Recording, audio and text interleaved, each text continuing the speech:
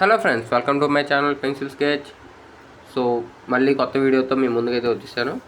ఇవాళ మనం వీడియోలో మాట్లాడుకునేది దేని గురించి అంటే, మీ అందరికీ ఆల్రెడీ తెలిసిందే, ఇది నేను వేసిన హైపర్ రియలిస్టిక్ పోర్ట్రేట్. దీని గురించి అయితే మనం ఈ వీడియోలో అయితే మాట్లాడుకోబోతున్నాం. నేను ఆల్రెడీ దానికి సంబంధించి హైపర్ రియలిస్టిక్ పోర్ట్రేట్ సిరీస్ లాగా 3 వీడియోస్ పెట్టాను. దాంట్లో లేని టాపిక్స్ మనం ఇప్పుడు మాట్లాడుకుందాం. దాంట్లో నేను ఆ పోర్ట్రేట్ ఎలా వేయాలనేది అయితే చెప్పాను. బట్ ఇప్పుడు మనం ఈ వీడియోలో మాట్లాడుకునేది ఏంటంటే, ఆ పోర్ట్రేట్ వేస్తున్నంతసేపు నేను ఏవైతే ఎక్స్పీరియన్స్ చేశానో దాని గురించి చెప్పబోతున్నాను. సో ఫస్ట్లీ మనకి మెయిన్ థింగ్ వచ్చేసి హైపర్ రియలిస్టిక్ పోర్ట్రేట్లో టైంకి ఇవ్వాలి. చాలా టైం అయితే పట్టిద్ది. దానికి తగినంత టైం అయితే ఇవ్వాలి. నేను కూడా మినిమం 2 వీక్స్ అలా పట్టింది నాకు. సో ఎంత లేట్ అయినా కూడా మనం పేషెన్స్తో వర్క్ చేయాలి. అలా పేషెన్స్తో వర్క్ చేస్తేనే మనం అనుకున్న రిజల్ట్ అయితే వచ్చిద్ది. అలాగే మన ఎఫర్ట్స్ కూడా 100% పెట్టాలి. మెయిన్ డిఫరెన్స్ వచ్చేసి hyper realistic portrait and normal పోర్ట్రేట్కి, మనం ఏదైతే టెక్స్చర్ని పోర్ట్రే చేస్తున్నామో దాంట్లో డిఫరెన్స్ అయితే ఉంటుంది. మనం నార్మల్ పోర్ట్రేట్ వేస్తున్నప్పుడు మనం టెక్స్చర్ మీద ఎక్కువ ఫోకస్ అనేది పెట్టాం, షేడ్ మీద, టోన్స్ మీద ఎక్కువ ఫోకస్ పెడతాం. బట్ మన హైపర్ రియలిస్టిక్ పోర్ట్రేట్లో వచ్చేసరికి టోన్స్ మీద, టోన్స్ కాదు, టెక్స్చర్స్ మీద ఎక్కువ ఫోకస్ అయితే పెట్టాలి. ఆ షేడ్స్, ఆ టోన్స్ ఏవైతే ఉన్నాయో అవి ఆ టెక్స్చర్లోకి తీసుకురావాలి. ఆ టెక్స్చర్లోకి తీసుకురాగలిగినప్పుడే మనకి హైపర్ రియలిస్టిక్ పోర్ట్రేట్ అనేది ఫుల్ఫిల్ అయ్యిద్ది. అలా తీసుకురావాలనేది చాలా టైం టేకన్ ప్రాసెస్ అండ్ పేషెన్స్తో కూడింది. స్కిల్ కూడా ఉండాలి దానికి తగ్గట్టు. ఏ టూల్ ఎప్పుడు వాడాలి ఇదంతా నేను ఆల్రెడీ, ఏ టూల్ ఎప్పుడు వాడాలి, ఎలా వాడాలి అనేది నేను ఆల్రెడీ వీడియోలో చెప్పాను. ఎవరైనా మిస్ అయ్యంటే వెళ్ళి చూడండి. అలాగే హైపర్ రియలిస్టిక్ పోర్ట్రేట్ వేయాలంటే పేపర్ కూడా కరెక్ట్గా ఉండాలి. స్మూత్ సర్ఫేస్ ఉండాలి. స్మూత్ సర్ఫేస్ కాకుండా నార్మల్ సర్ఫేస్, గతుకులుగా ఉండేది, అచ్చ తెలుగులో చెప్పాలంటే గతుకులుగా ఉండాలి.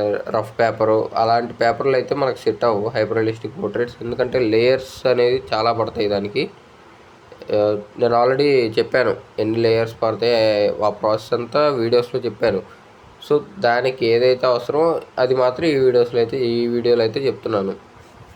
సో మనకి చాలా లేయర్స్ అయితే పడతాయి కాబట్టి పేపర్ డ్యామేజ్ అవ్వకుండా ఉండాలి. అండ్ అలాగే మనకి ఆ సర్ఫేస్ ఏదైతే మనం టెక్స్చర్ యాడ్ చేస్తున్నామో ఆ సర్ఫేస్ కూడా మనకు కరెక్ట్గా ఉంటేనే మనం ఆ టెక్స్చర్ అనేది యాడ్ చేయగలం. సో అందుకని పేపర్ కరెక్ట్గా ఉండాలి, పెన్సిల్ కరెక్ట్గా ఉండాలి, టూల్స్ కరెక్ట్గా ఉండాలి. పెన్సిల్లే ఏదైనా, నా దృష్టిలో పెన్సిల్ ఏవైనా పర్లేదు. టూల్స్ వచ్చేసి కరెక్ట్గా ఉండాలి. బ్లెండింగ్ స్టంప్స్ ఒకటి, అలాగే బ్లెండింగ్ బ్రష్, అలాగే ఎరేజర్. మెయిన్ ఎరేజర్ మనకు కావాల్సింది. Eraser and highlighters, erasers and dark value ఉండే పెన్సిల్స్, డార్క్ గ్రేడ్ పెన్సిల్స్ ఏవైతే ఉంటాయో అవి మనకి మెయిన్గా కావాల్సినవి. అవి లేకుండా మనం అయితే ఖచ్చితంగా హైపర్ రియలిస్టిక్ పోర్ట్రేట్ అయితే వేయలేము.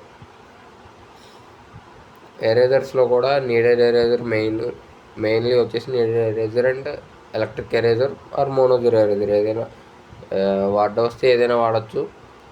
నీడెడ్ ఎరేజర్ అయితే compulsory, kneaded eraser and mono zero eraser and అలాగే డార్క్ టోన్స్ వచ్చేసరికి 8B ఆర్ 10B, ఈ 2 పెన్సిల్స్ అయితే కంపల్సరీ ఉండాలి మెయిన్లీ. అండ్ అలాగే ఇంకోటి నేను వాడింది ఏంటంటే గ్రాఫైట్ పౌడర్ అయితే నేను వాడాను, చెప్పే కదా ఆల్రెడీ వీడియోస్లో.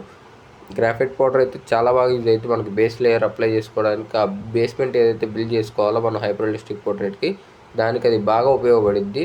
ఆ టెక్స్చర్ యాడ్ చేసుకోవడానికి కానీ, లేకపోతే ఆ టెక్స్చర్ పోర్ట్రే చేయడానికి కానీ, ఆ హైపర్ రియలిస్టిక్ పోర్ట్రేట్ కరెక్ట్గా రావడానికి కానీ గ్రాఫైట్ పౌడర్ అయితే నాకు చాలా బాగా యూజ్ అయింది. మీకు కూడా రికమెండ్ చేస్తాను. అది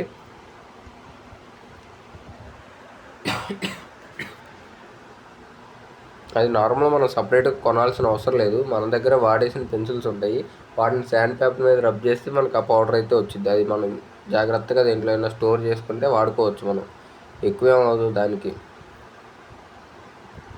సో అందుకని. అండ్ అలాగే ఇంకో థింగ్ మెయిన్లీ మనం కన్సిడర్ చేయాల్సింది వచ్చేసి పెన్సిల్స్ షార్ప్గా ఉండాలి ఎప్పుడు కూడా. ఎందుకంటే చిన్న డీటెయిలింగ్స్ అయితే యాడ్ చేస్తూ ఉంటాం మన హైపర్ రియలిస్టిక్ పోర్ట్రేట్ అంటే. ప్రతి చిన్న పార్ట్, ప్రతి చిన్న డాట్ మనం కంపల్సరీగా పోర్ట్రే చేయాలి. సో అలా చేస్తున్నప్పుడు మనకి బోల్డ్గా ఉంటే పెన్సిల్ టిప్ అనేది బోల్డ్గా ఉంటే మనం అనుకున్నట్టు రాదు. సో అందుకని ఎప్పుడు కూడా షార్ప్గా ఉండాలి పెన్సిల్. దానికి వచ్చేసి మనకి బ్లేడ్ అయితే కరెక్టు. నేను చాలా వీడియోస్లో చెప్పాను షార్ప్నర్ కంటే బ్లేడ్ అలవాటు చేసుకోనని. ఎందుకో కూడా చెప్పాను, దానివల్ల యూజ్ ఏంటనేది నా ఓల్డ్ వీడియోస్లో ఉన్నాయి, చూసుకోండి.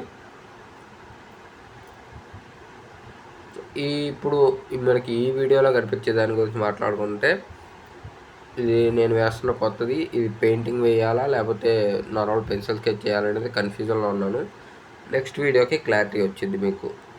నేనైతే ప్రస్తుతానికి ఏమీ అనుకోలేదు, బట్ చూద్దాం ఏమైద్దో. పెన్సిల్ స్కెచ్ వేద్దామని ఉంది అండ్ అలాగే పెయింట్ కూడా వేద్దామని ఉంది. సో దీనికైతే పేపర్ నేను వైట్ చార్ట్లోంచి కట్ చేసి తీసుకున్నాను. యాక్చువల్గా నేను తీసుకున్న రిఫరెన్స్ ఇమేజ్ వచ్చేసి స్క్వేర్ షేప్లో ఉంటుంది. సో దానికి A4 కానీ A3 కానీ ఏ పేపర్ పెట్టినా కూడా half of the reference image లేచిపోతుంది. సో అందుకని చెప్పేసి 30x40 సెంటీమీటర్స్లో ఒక పేపర్ కట్ చేసుకొని అదైతే వాడుతున్నాను. సో నెక్స్ట్ ఇంకా పెన్సిల్ స్కెచ్ అయిద్దో పెయింట్ అయిద్దో చూద్దాం. ఆ వీడియో మిస్ అవ్వకుండా ఉండాలంటే వెంటనే నా ఛానల్ సబ్స్క్రైబ్ చేసుకొని పక్కనే ఉన్న బెల్ ఐకాన్ క్లిక్ చేసి ఆన్లో పెట్టుకోండి. అండ్ అలాగే ఈ వీడియో కంటెంట్ నచ్చినట్లయితే లైక్ చేయండి, కామెంట్ చేయండి అండ్ అలాగే షేర్ చేయండి.